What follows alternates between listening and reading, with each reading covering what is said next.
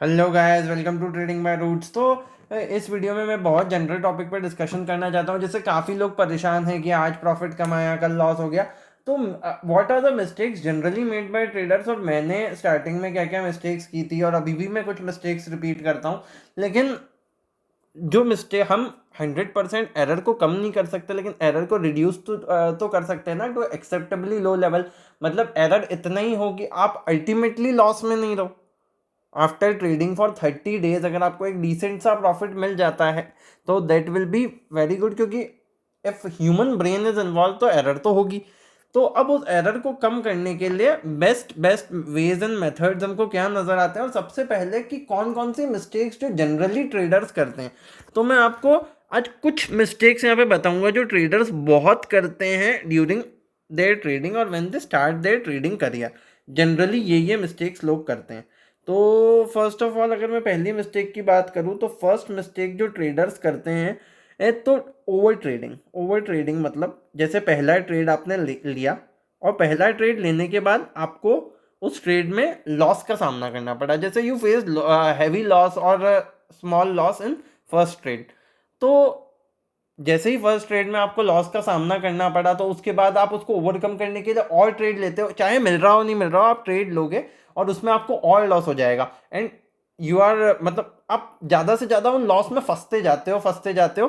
तो ऐसे लॉस बढ़ता जाता है। तो ओवर ट्रेडिंग की सिचुएशन को अवॉइड करने के लिए सबसे बड़े तरीके, अब मेरे पास दो तरीके हैं जिससे आप ओवर ट्रेडिंग चाहे तो अवॉइड कर सकते हैं। जिसमें पहला तरीका ये है कि आप number of trades in a day number of trades जो है फिक्स कर दो 3 पे। मेरा यही है कि मैं 3 ट्रेड से ज़्यादा एक दिन में लेता नहीं हूँ। और दूसरा, both of the method should be followed simultaneously, नहीं तो कोई मतलब नहीं रहेगा। दूसरा मेथड ये है, एंड मतलब आपको दोनों फॉलो करने हैं, first and second. Your financial stop loss मतलब एक दिन में आप कितना लॉस लेने को तैयार हो। For example, I am a trader with 10,000 capital और मैं सोचता हूँ कि मुझे एक दिन में 200 रुपये से ज़्यादा लॉस नहीं होना चाहिए। तो मैं ट्रेडिंग तब तक ही करूंगा जब तक मेरे को 200 रुपये का लॉस नहीं हो जाता। और सपोज अगर मैं ट्रेडर हूँ जिसकी 1 लाख की कैपिटल है, तो मैं चाहता हूँ कि मुझे 1,000 रुपये का लॉस चलेगा, यानी कि 1% ऑफ माई ट्रेडिंग कैपिटल। इतना लॉस अगर मैं सहन कर सकता हूँ तो मैं 1,000 रुपीज़ तक लॉस, जब तक 1,000 रुपीज़ तक लॉस नहीं हो जाता। और अगर 1,000 रुपीज़ का लॉस हो गया, सपोज लॉस 1,100 का हो गया, तो इसके बाद मैं ट्रेडिंग नहीं करूँगा, भले ही मुझे कितने भी मौके मिल रहे हो उस लॉस को। और चाहे तो, क्योंकि आपको जब ट्रेड मिल भी नहीं रहा होगा तब भी आपको ट्रेड दिखेगा। ये मार्केट ऐसा ही है, मार्केट फंसाता है लोगों को, बायर्स को on higher levels and sellers को ऑन लोअर लेवल्स। तो अगर आपने just just for an example, अगर आपने यहाँ पे ये प्राइस का मोमेंटम है, अगर आप बीइंग अ बायर, अगर आपने यहाँ एंट्री ले ली इतना इंक्रीज देख के, और यहाँ से अगर ये वापस नीचे आ गया तो then you ended up with a huge losses. तो ये जो लॉसेस का जो है स्ट्रीक, ये कंटिन्यू होती जाएगी और आपके जो पोर्टफोलियो में पैसा है वो ड्रॉ डाउन होते होते खत्म हो जाएगा एक दिन।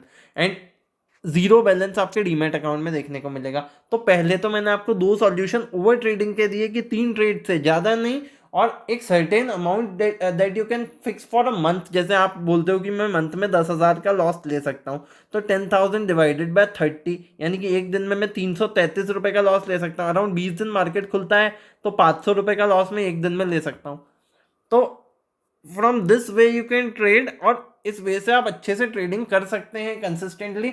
आप पैसा बनाओगे नहीं तो लूज भी ज़्यादा नहीं करोगे। लेकिन और दूसरी प्रॉब्लम्स जो ट्रेडर की आजकल देखने को मिलती है काफ़ी ज़्यादा, कि दूसरी प्रॉब्लम, ट्रेडर काफ़ी परेशान है अपने एटीट्यूड और अपने रवैये की वजह से। फॉर एग्जांपल, मैंने रिलायंस बाय किया, मैंने रिलायंस में बाय पोजीशन बनाई, रिलायंस लॉन्ग किया 2,000 रुपीज़ पे।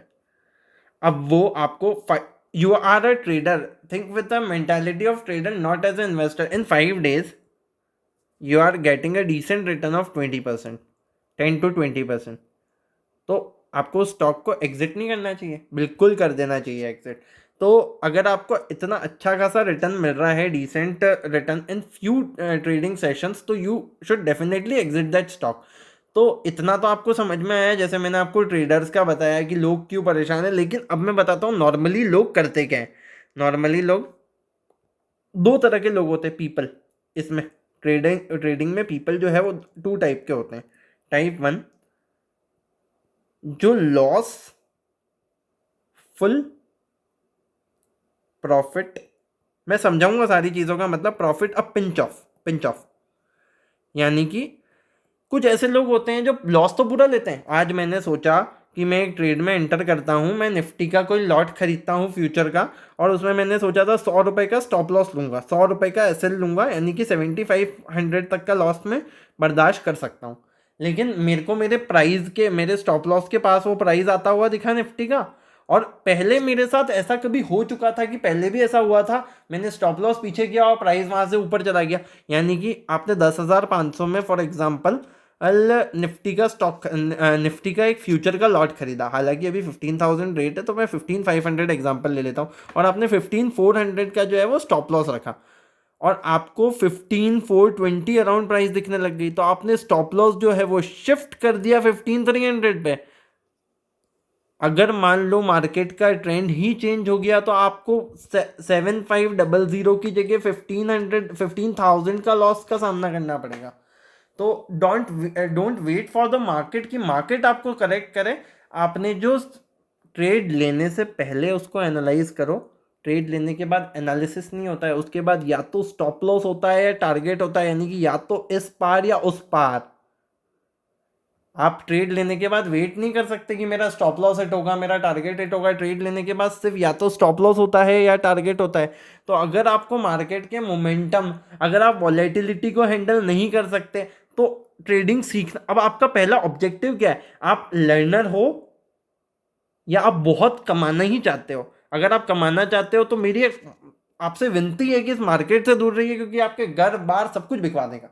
लेकिन अगर आप एक लर्नर हो, अगर आप एक लर्नर हो और एक लर्निंग फेज में अगर आप हो, तो आपके लिए ये है कि आप 10,000 रुपीज़, एक डिसेंट, मैं तो कह रहा हूँ 10,000 को छोड़ो, आप 1,000 रुपीज़ डालो। आप बीइंग अ लर्नर 1,000 रुपीज़ डालो, 1,000 रुपीज़ से आप रोज ट्रेड करो, एक ट्रेड एक स्टॉक, एक एक शेयर लो आप किसी भी कंपनी का, और उसमें आप मोमेंटम को एनालाइज करने की कोशिश करो और उसमें आप पैसा डालो। अगर वो आपको एक दिन में 2% से 3%, 3.5% का रिटर्न अगर एक दिन में देता है, तो ये समझो कि आपको ट्रेडिंग करना आ गया। नो डाउट ब्रोकरेज से वगैरह आपके ये पैसे खत्म हो जाएंगे, लेकिन आप 6 महीने तक ये करके तो देखो। मैं आपको एक एग्जांपल देता हूँ। अगर आप प्रोफेशनल हो, प्रोफेशनल, तो आपको कितना टाइम लगता है पैसा कमाने में? डॉक्टर 7 ईयर्स, इंजीनियर, ER लिख देता हूँ, engineer 4 years, chartered accountancy CA 5 years. तो अगर इतना टाइम आपको इन कोर्सेज के बाद पैसा कमाने के लिए लगता है, तो स्टॉक मार्केट में क्यों डायरेक्टली पैसा कमाना चाहते हो? फर्स्ट ट्राई एंड लर्न, क्योंकि यहाँ पे आपने इतने साल दिए हैं उस चीज को। यहाँ पे आते ही एक बिगिनर इंसान कहता है कि मैं पैसा कमाना चाहता हूँ, मैं पैसा कमाना चाहता हूँ। जैसे मार्केट कोई कुबेर का खजाना नहीं है कि आपको सेम डे में इतना पैसा मिल जाएगा जितना यू आर एक्सपेक्टिंग। मैंने काफी लोगों के लॉसेस के स्क्रीनशॉट देखे, मैं आपके साथ शेयर भी कर सकता हूँ। 70,000, 50,000, या इतना लॉस एक दिन में करके से लेते हो? इतना लॉस एक दिन में होना पॉसिबल ही नहीं है अगर you are trading with your own system. आप कोई भी सिस्टम फॉलो कर लो, बेसिक सिस्टम, यूट्यूब पे काफ़ी सिस्टम मिल जाएंगे, मूविंग एवरेजेस एंड एवरीथिंग। तो अगर इतने सिस्टम आपको यूट्यूब पे मिल रहे हैं तो क्यों लॉस कर पाते हो इतना? अगर आपको दिख रहा है कि लॉस हो रहा है तो एग्जिट इट ना, उसमें उसको एग्जिट कर दो। अगर आपको नीचे जाते हुए प्राइस नजर आ रही है, प्राइस गिर रहा है, तो उसमें उम्मीद नहीं होता है कुछ स्टॉक मार्केट में। आपको एक तो लोगों ने गलत, आप उम्मीद के भरोसे जिंदा हो। आप उम्मीद रखते हो कि प्राइस यहाँ से नीचे गिर रहा है, यहाँ से वापस ऊपर जाएगा, और कभी कभी आपकी ये उम्मीद जो है वो सक्सेसफुल भी हो जाती है। लेकिन उस कभी के लिए एक दिन अगर इतना बड़ा लॉस होगा ना कि आप सहन भी नहीं कर पाओगे, और मार्केट को छोड़ने के अलावा कोई रास्ता नहीं रह जाएगा। तो गैस, ट्रेड आपका खुद का पैसा है, ये इसको बचाओ और ढंग से ट्रेडिंग करो, क्योंकि यहाँ पे मार्केट रोज खुलेगा। रोज ट्रेड लेना भी जरूरी नहीं है। Taking no trade is the best trade. आप अगर कोई ट्रेड नहीं लेते हो। और यहाँ पे बात साइकोलॉजी की भी आ जाती है। साइकोलॉजी की, आपकी साइकोलॉजी आपको अलाउ करती है क्या ट्रेडिंग करने के लिए? अगर साइकोलॉजी अलाउ नहीं करती है तो साइकोलॉजी को पहले ठीक करो, उसके बाद ट्रेडिंग में एंटर हो। क्योंकि ये प्रोफेशन है, इट्स अ बिजनेस, ये गैम्बल नहीं है यहाँ पे 1,000 रुपए डाले और शाम को 1 लाख ले जाऊंगा। That's your reward. अगर ये मिलता है आपको तो वो आपका रिवॉर्ड है, जो इतने साल आपने मेहनत की। आज जो सब लोग इतने बड़े हुए, आज उनको ये दिन दिख रहा है तो उसके पीछे का एफर्ट कोई नहीं देखता है। तो गैर मेरी आपसे विनती है कि आप पैसा डालिए, आपका पैसा है, पैसा डुबाइए मत। थोड़े थोड़े आप है ना 10,000 रुपीज़ से शुरू कीजिए। 10,000 रुपीज़ 3 मंथ का टारगेट ले लीजिए। अगर ये 10,000 आपके 10,000 भी रह गए ना तो मैं मान लूंगा आपको ट्रेडिंग करना आ गया है। मैं आपको कमाने के लिए नहीं कह रहा हूँ, ये 10,000 को मेंटेन करके बता दो 3 महीने तक रोज एक ट्रेड ले लो। और ये पॉसिबल ही नहीं है, आप नहीं मेंटेन कर पाओगे अगर आपको ट्रेडिंग करना नहीं आता। अगर आपको आता है तो आप इसको बढ़ा भी दोगे। तो ये मतलब ये सारी चीज़ें मैं आपको एक्सप्लेन कर रहा हूँ क्योंकि मैंने ये सारी चीज़ें देखी है and I already gone through all this stuff.